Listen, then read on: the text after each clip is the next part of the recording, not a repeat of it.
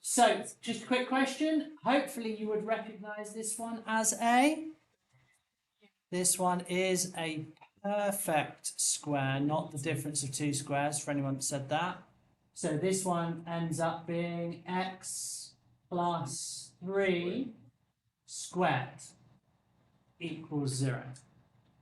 All right, now that is actually also in vertex form if you write it like that, isn't it?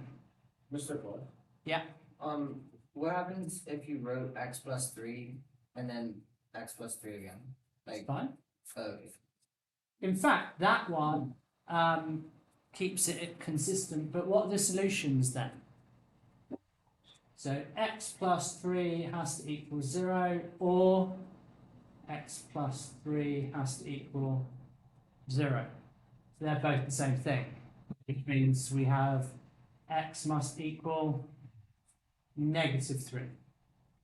How many solutions? 1. Okay? All right. What would that look like then as a graph?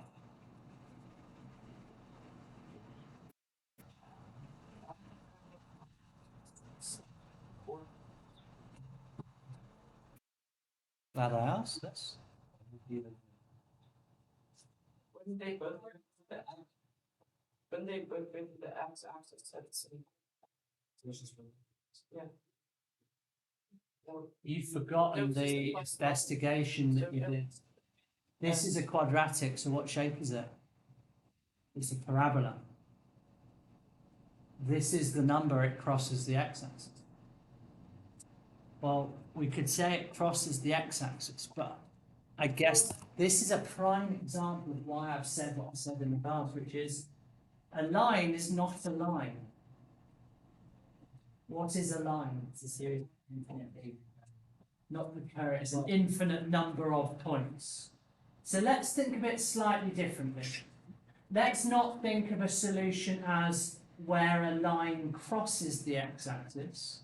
Let's think of a solution where the point that is on the line is on the x-axis, yeah? So if a line is an infinite number of points, what we're saying is only one of the points that makes up the parabola is on the x-axis. If there are two, we have 2 points. Now if there are 2 points, it means the parabola must go down through, if you want to think of it like that, and then back up, being the second point. What if there's only 1 point on the x-axis? Start of y or y -1. I don't know whether I completely understand what. Like So- it started with y on x.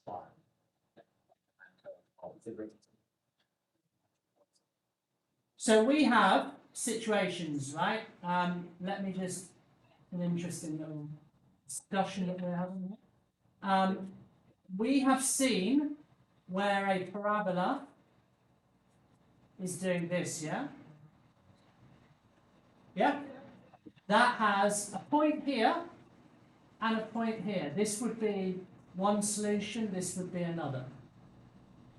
Okay? Equally, we could have the situation where it goes like that, yeah? That also has 2 solutions, x1 and x2, where it equals 0. Right? So what's it going to look like if we only have one solution? Where it starts going down and then we go. What's where it stops going down? The vertex would be on the axis. When you did that investigation, you looked at ones first. If I put a little mark at -3, the parabola comes down and literally touches there and goes back up, yeah? So this is why I say we don't think of it as crossing the axis, because it's not necessarily crossing the axis. If you cross a line, you go from one side to the other side, right? But if we think of that is the value that is on the axis and we only have one of them, well, that's that single point that makes the vertex is there. What's the coordinates of the vertex? -3, 0. Does that confirm? So it would be x plus 3 squared plus 0 would be vertex form, yeah?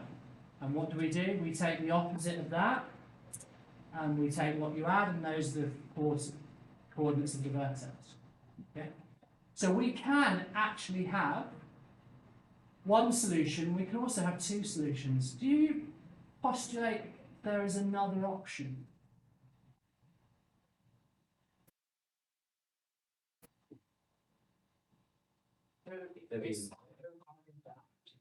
So we could have a concave down also.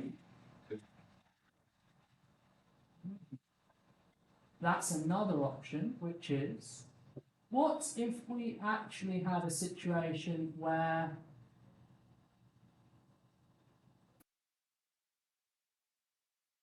it didn't cross at all? This one would have no solutions. Now this is a situation we've not really addressed yet, because what we've done is I've said to you, this one will factorise, it will solve. Alright? So the clue to the ones that have no solutions is we can't factorise. And when we start looking at something called the vertex form solutions, there's something we need to be aware of. And there's another option for finding these, which is the quadratic formula. You'll get to know and love that as your life progresses, the quadratic formula. But we're doing these versions first. So just to say, when you want to solve a quadratic, you might end up with two solutions. You might end up with one solution. And eventually, you might go through the process and realise, actually, there are no solutions, there's no point doing it. It means something equals 0, there is no value for it. It doesn't ever happen. That make sense? Okay. All right, let's just pick another one to extend this a little bit. Let's look at 2x squared plus 7x plus 3 equals 0. All right, 2x squared plus 7x plus 3.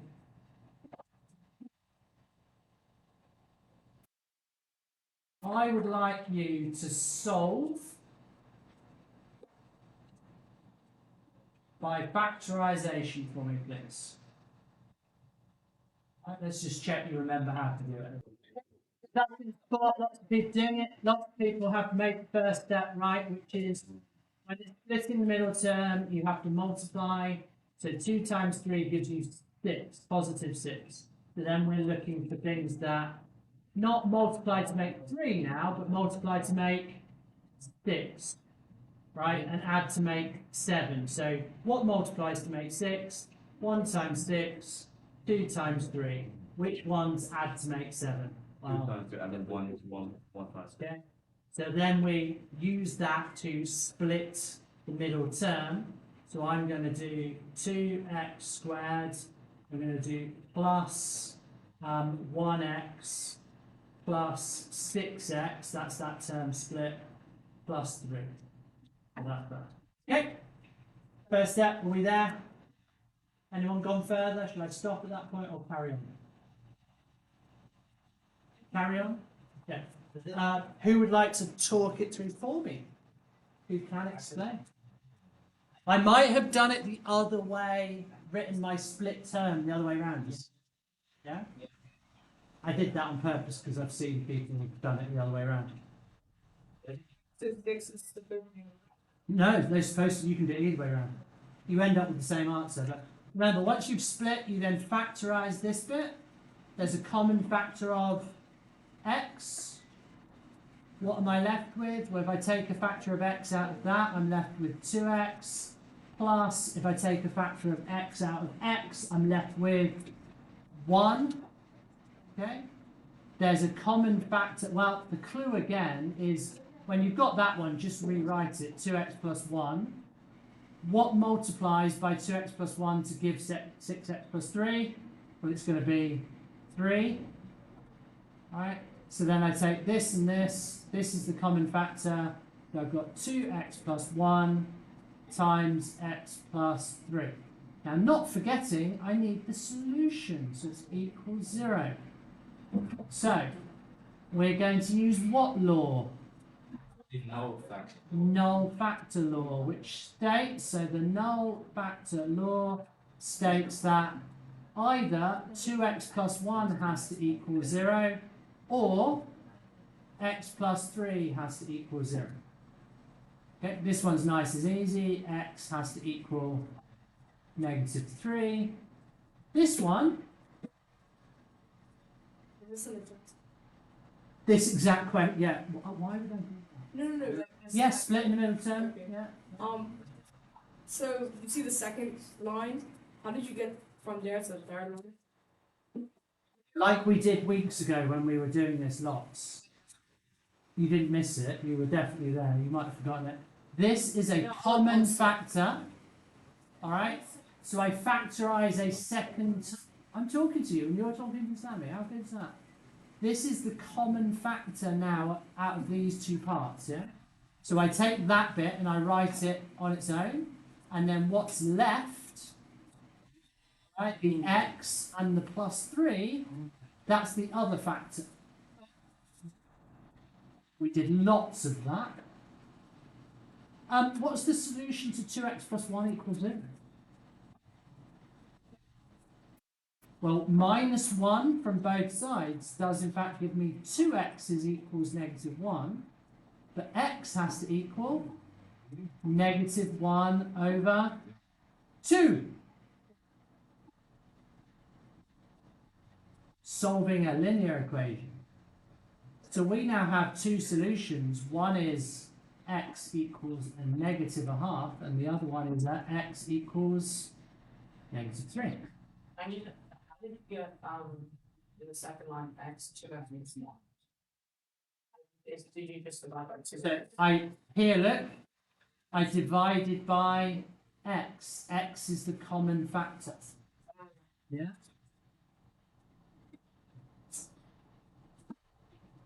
Don't forget your basics. Don't forget the stuff we did right from the beginning, that kind of factorization of the basic ones. It does sound like some of you need a constant review, because this topic is a very important one, but it does build. Like we expanded, which led to factorization. Factorization had several levels of difficulty. The easy ones where you just remember what multiplies and adds. Then we had the ones where we have to split the middle term. Okay? Then the next stage is to use all of those skills to solve. So I have to assume you know how to factorize these now, because that was 3 weeks ago. And all I'm doing is adding an equals 0. So really, we've already got to this stage, and I'm just adding the equals 0 now, then, to solve it. Right? Should we do one more of these? Let's do the 5x squared plus 2x minus 8 one then.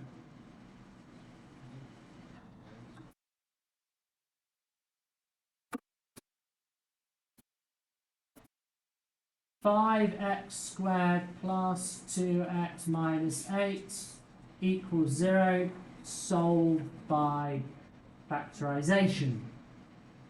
And then hopefully we'll get a chance, if we can, to solve by vertex form and see which one you prefer. So on your test will be this bit, this bit, this bit, this bit. Right? From that point on, that bit, no, not on your test. But that's just the tiniest little bit at the end, isn't it? Alright? All the other stuff will.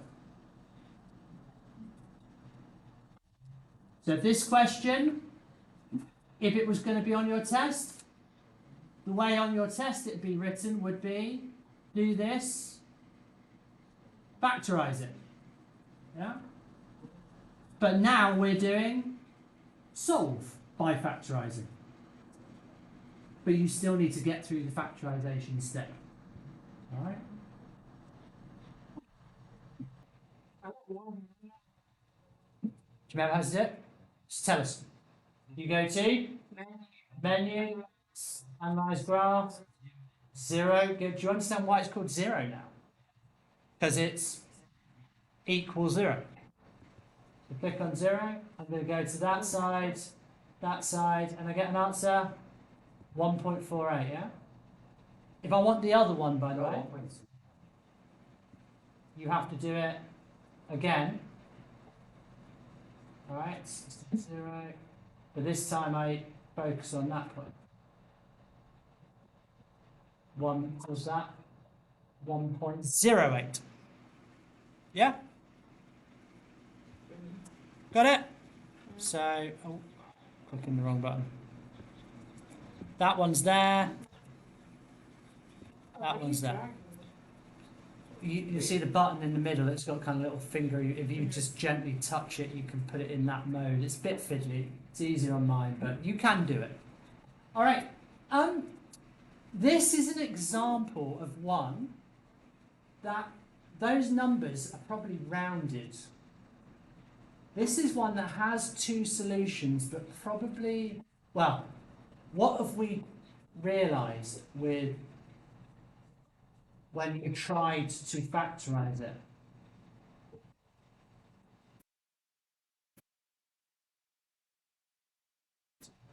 Not able to. Yeah? This one does not factorise. Okay?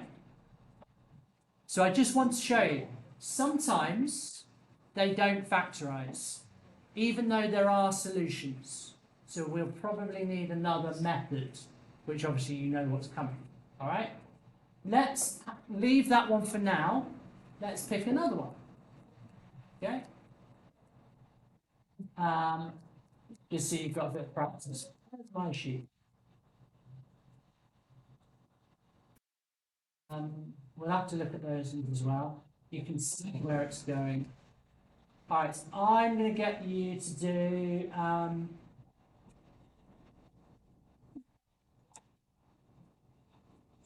let's do by I